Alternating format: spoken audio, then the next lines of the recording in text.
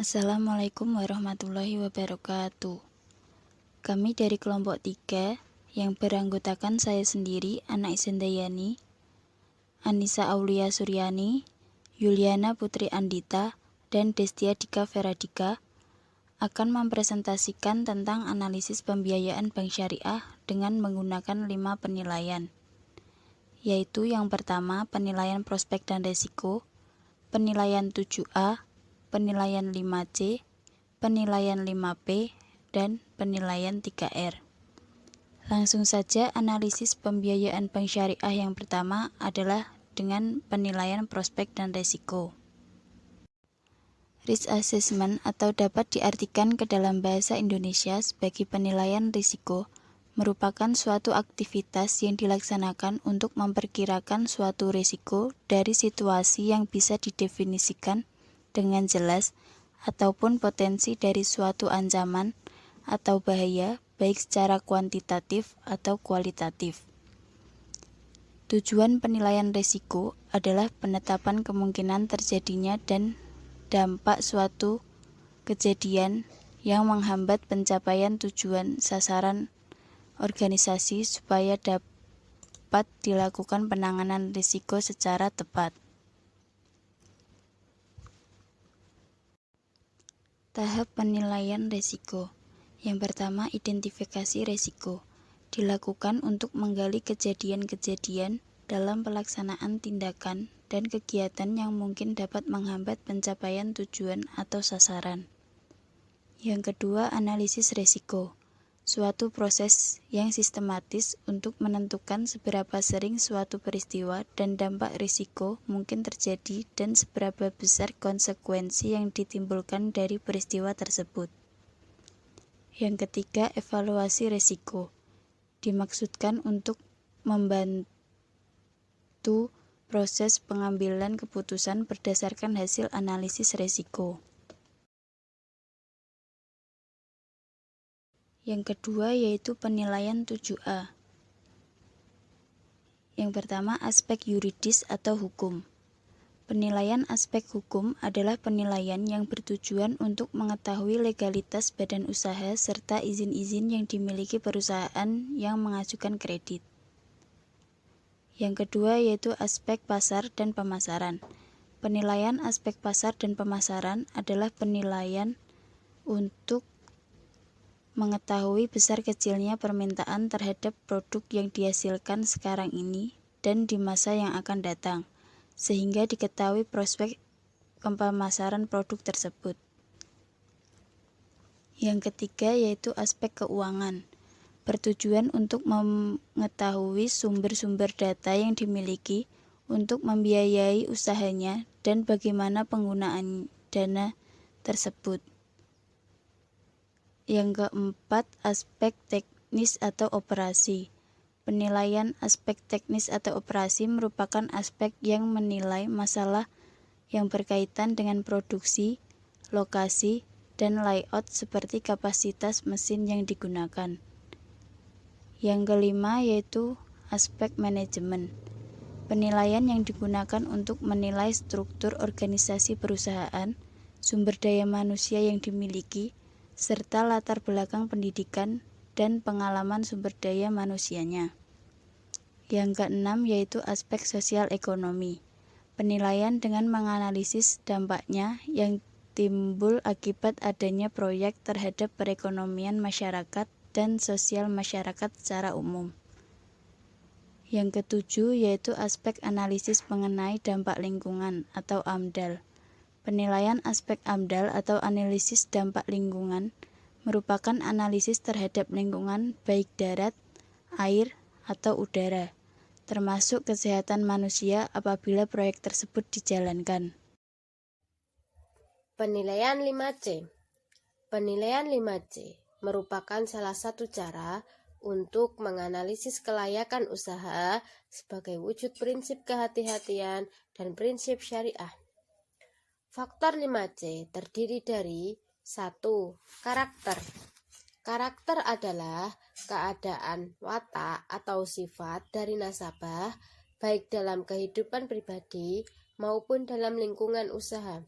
Penilaian ini digunakan untuk mengetahui sejauh mana kemauan nasabah untuk memenuhi kewajibannya sesuai dengan perjanjian yang telah ditetapkan. Sebenarnya, karakter calon nasabah dapat dinilai dari kejujuran yang didapat dari investigasi yang dilakukan oleh maker atau analisis kredit melalui wawancara. Namun, secara garis besar, bank dapat mengetahui karakter calon nasabah dengan cara 1. BI checking. Bank dapat mencari informasi dari komputer yang online dengan Bank Indonesia apabila calon nasabah sudah menjadi nasabah di bank lain. Yang kedua, dengan cara mencari informasi dari pihak lain. Cara ini bisa dilakukan apabila calon nasabah belum memiliki pinjaman di bank lain, maka bank dapat menggali informasi dari pihak yang mengenal baik calon nasabah. Cara ini bisa menjadi faktor penting dalam evaluasi calon nasabah. Penilaian 5C yang kedua adalah capacity.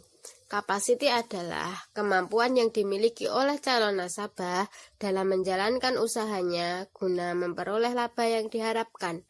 Penilaian ini berguna untuk mengetahui sejauh mana calon nasabah mampu memenuhi kewajibannya secara tepat waktu. Kemampuan calon nasabah dapat dilihat dari sumber utama pemasukan calon nasabah. Beberapa cara yang dapat ditempuh untuk mengetahui kemampuan calon nasabah antara lain: 1. Dengan melihat laporan keuangan. Dari sini, bank dapat mengetahui sumber dana dan keadaan keuangan secara tunai calon nasabah secara menyeluruh. Yang kedua, dengan memeriksa slip gaji dan rekening tahunan. Bank dapat mengetahui sumber dana dan penggunaan dana sekurang-kurangnya dalam 3 bulan terakhir. Yang ketiga, dengan cara survei langsung ke lokasi calon usaha. Dan yang terakhir, dengan mempertimbangkan pembiayaan non-konsumtif. Penilaian 5C yang ketiga adalah kapital. Kapital merupakan penilaian bank terhadap kemampuan calon nasabah secara menyeluruh, termasuk aliran kas nasabah, baik dari masa lalu maupun proyeksi pada masa yang akan datang, sehingga dapat diketahui kemampuan permodalan yang dimiliki nasabah dalam menunjang pembiayaan proyek atau usaha nasabah yang bersangkutan. Kapital atau modal diperlukan sebagai ukuran persen dana calon nasabah yang melibatkan dalam pembiayaan yang diadakan. Semakin besar dana yang dilibatkan calon nasabah akan menambah kepercayaan pihak bank. Analisis rasio yang dapat dilakukan oleh bank untuk mengetahui permodalan perusahaan. Cara yang dapat ditempuh oleh bank untuk mengetahui rasio keuangan nasabah dapat dilihat dari laporan keuangan perusahaan calon nasabah. Dalam hal ini, calon nasabah adalah perusahaan, maka struktur modal ini penting untuk menilai debt to equity ratio. Perusahaan dianggap kuat dalam menghadapi berbagai macam risiko apabila jumlah modal yang dimiliki cukup besar. Sebaliknya, jika sebagian besar modal yang disertakan bersumber dari hutang, maka kemungkinan perusahaan tersebut mengalami kesulitan keuangan akan tinggi.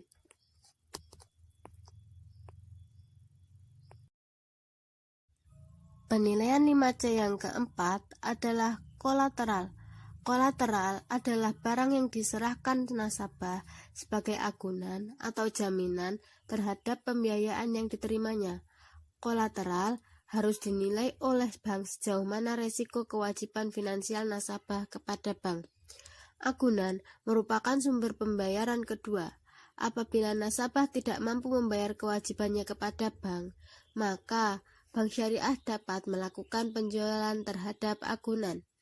Hasil penjualan agunan tersebut dapat dijadikan sumber pendapatan kedua sebagai pelunasan pembiayaan. Dalam semua jenis pembiayaan dapat dimintakan agunan kecuali pembiayaan mudharabah. Adapun dalam praktiknya pembiayaan mudharabah juga dimintai agunan semata-mata hanya untuk menjalankan prinsip kehati-hatian. Agunan dalam pembiayaan mudharabah adalah objek dari pembiayaan mudharabah itu sendiri. Namun, apabila objek dari mudharabah tersebut tidak dapat mencukupi pembiayaan, maka pihak bank dapat meminta barang lain untuk mencukupi agunan. Secara terperinci, pertimbangan atas kolateral dikenal dengan MAST. M adalah marketability. Marketability artinya agunan yang diterima oleh bank harus agunan yang mudah dijual belikan dengan harga yang menarik dan meningkat dari waktu ke waktu.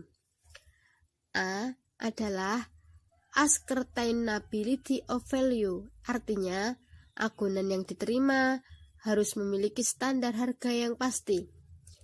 S-nya adalah stability of value, artinya agunan yang diserahkan kepada bank harus memiliki nilai yang stabil dengan tujuan ketika agunan dijual dapat mengcover kewajiban nasabah. Sedangkan T adalah transferability, artinya agunan yang diserahkan kepada bank mudah untuk dipindah tangankan dan mudah dipindahkan dari satu tempat ke tempat lain. Penilaian 5C yang terakhir adalah Condition of Economy. Condition of Economy adalah situasi dan kondisi politik, sosial, ekonomi, dan budaya yang mempengaruhi keadaan perekonomian yang memungkinkan pada suatu saat mempengaruhi kelancaran perusahaan calon nasabah. Bagian ini merupakan analisis terhadap kondisi perekonomian calon nasabah di masa yang akan datang. Bank membutuhkan analisis terkait sektor usaha calon nasabah yang dikolaborasikan dengan kondisi ekonomi di luar usaha calon nasabah. Beberapa analisis terkait condition of economy antara lain: A. Kebijakan pemerintah. Kebijakan pemerintah yang berubah menjadi pertimbangan bank dalam analisis condition of economy. B. Pembiayaan non-konsumtif. Bank syariah tidak terlalu fokus terhadap condition of economy dalam pembiayaan konsumsi. Bank akan mengaitkan antara tempat kerja calon nasabah dan kondisi ekonomi saat ini dan masa yang akan datang, sehingga dapat diestimasikan di mana calon nasabah bekerja, kelangsungan hidup perusahaan dan pekerjaan calon nasabah menjadi bahan pertimbangan penting dalam pengambilan keputusan permohonan pembiayaan. Yang keempat, penilaian 5P. 1. Parti atau golongan. Calon-calon peminjam bank perlu menggolongkan calon debiturnya menjadi beberapa golongan menurut karakter, yaitu calon nasabah memiliki watak, moral, dan sifat-sifat pribadi yang baik. 2. Purpose atau tujuan. Difokuskan terhadap tujuan penggunaan pembiayaan yang diajukan oleh calon nasabah. Yang ketiga, payment atau pembayaran. Sebelum memutuskan permohonan pembiayaan nasabah, maka yang perlu dilakukan oleh bank adalah menghitung kembali kemampuan calon nasabah dengan melakukan estimasi terhadap pendapatan dan biaya. Yang keempat, profitability atau kemampuan untuk mendapatkan keuntungan. Maksud dari profitability di sini bukanlah keuntungan yang dicapai oleh debitur semata-mata, melainkan pula dinilai dan dihitung keuntungan-keuntungan yang mungkin akan dicapai oleh bank. Yang kelima, protection atau perlindungan. Bagaimana menjaga agar usaha dan jaminan mendapatkan perlindungan.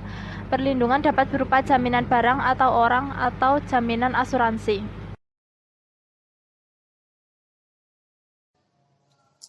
Yang kelima, penilaian 3R. Yang pertama, return atau pengembalian, yaitu penilaian atas hasil yang akan dicapai perusahaan calon debitur setelah memperoleh kredit.